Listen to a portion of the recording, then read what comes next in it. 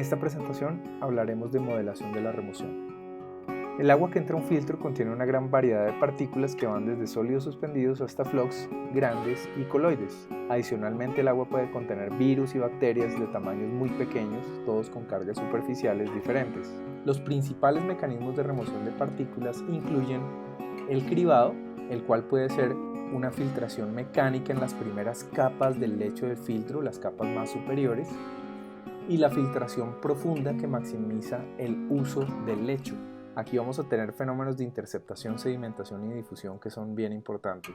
También podremos tener absorción, crecimiento biológico y depredación cuando estamos hablando de filtros lentos, o inclusive absorción, el efecto que tenemos al utilizar, por ejemplo, una esponja. Estos tres últimos son menos importantes cuando hablamos de filtración rápida.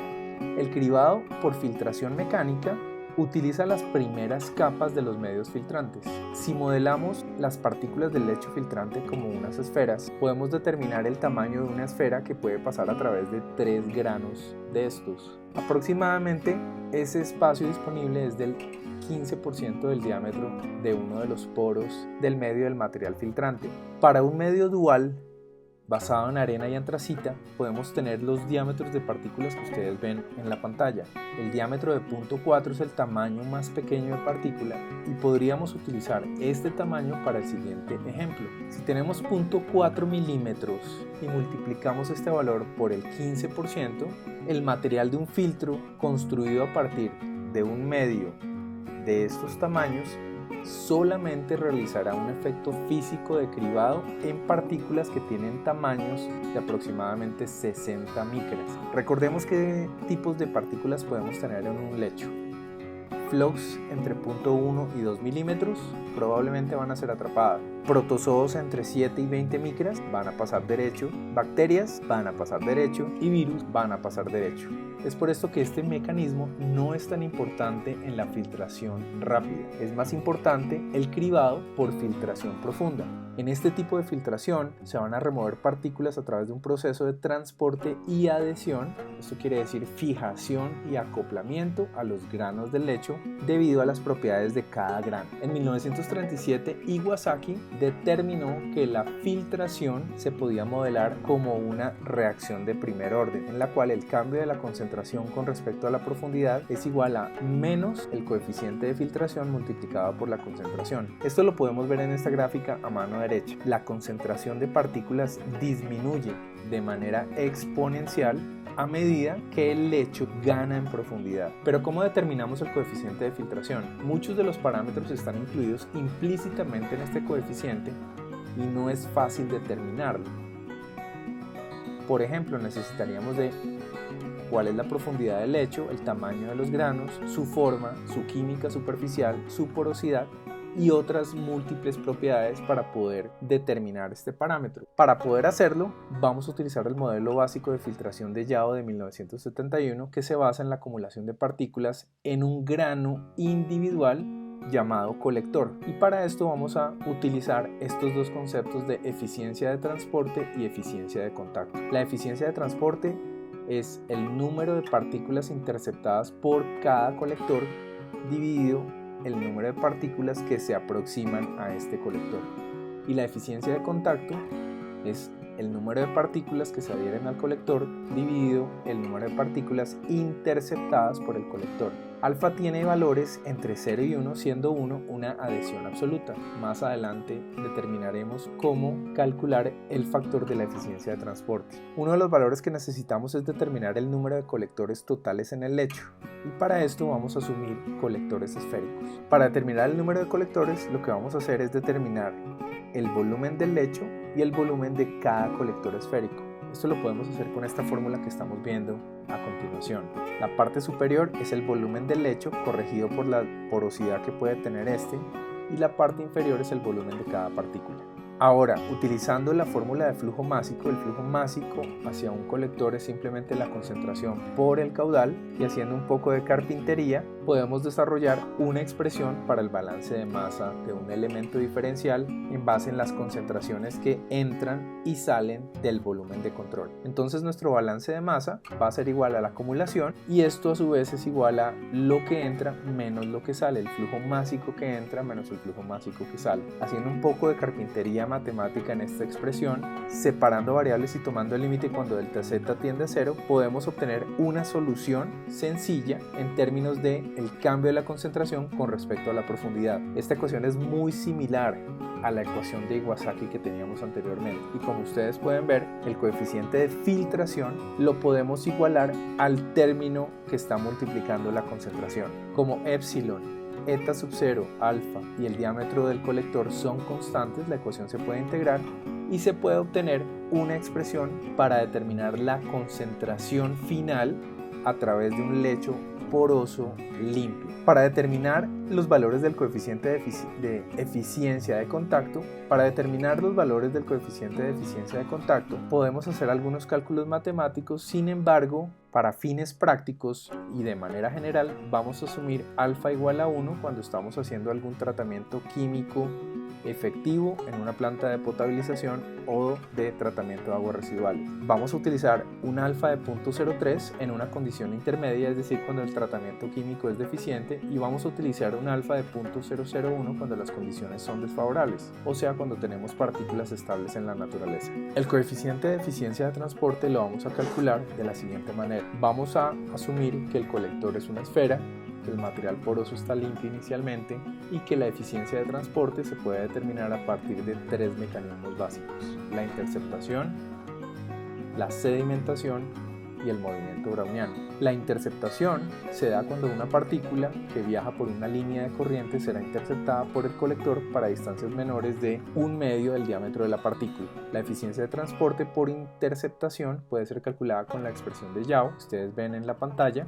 Así que, por ejemplo, si queremos determinar la eficiencia de interceptación para un grano de arena de 0.5 milímetros para partículas suspendidas de 10 micras, obtendremos una eficiencia de interceptación de 0.0006. Si le sacamos el inverso a ese valor, esto quiere decir que solamente una de cada 1667 partículas es interceptada por un colector. Que esto parece un valor muy pequeño, hay que tener en cuenta que tenemos millones de colectores en un medio granular. Esto lo que quiere decir es que estas eficiencias son mucho mayores cuando contamos con un medio granular en un filtro rápido. La sedimentación ocurre cuando una partícula de densidad mayor a la densidad del fluido se desvía de su línea de corriente debido a las fuerzas gravitacionales y se sedimenta sobre el colector. La eficiencia de transporte por sedimentación puede ser calculada también por esta expresión de Yau, que relaciona la velocidad de sedimentación con la velocidad del fluido, y esta última no es más que la velocidad de operación del filtro.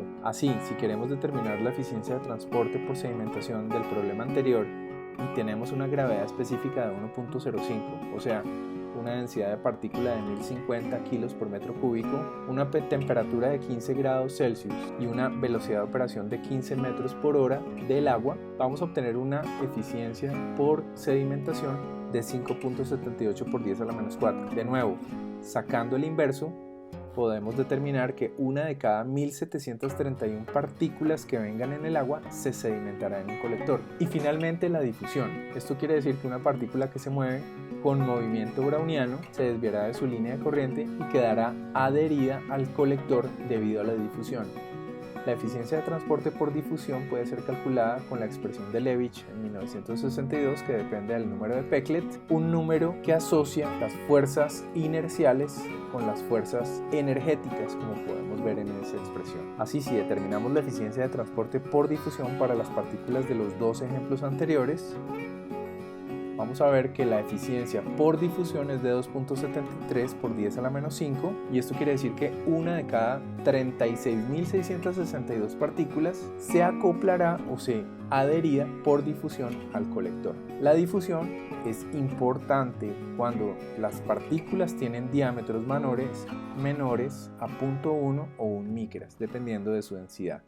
Es decir, cuando los números de Peclet son muy bajos. Finalmente, la eficiencia de transporte la calculamos sumando los tres mecanismos de intercepción, sedimentación y difusión. A continuación se va a usar el modelo de Yao para determinar la eficiencia de remoción esperada para los tres escenarios de alfa para partículas de 10 micras de diámetro, gravedad específica 1.05, que llegan a un filtro de 0.6 metros de profundidad y 0.4 de porosidad para las mismas condiciones mencionadas anteriormente, esto es, colectores de arena de 0.5 milímetros, temperatura de 15 grados, caudal de 0.5 metros cúbicos por hora y área de 0.1 metros cuadrados. Vamos a asumir que la concentración inicial de partículas que llegan al filtro es de 150 miligramos por litro.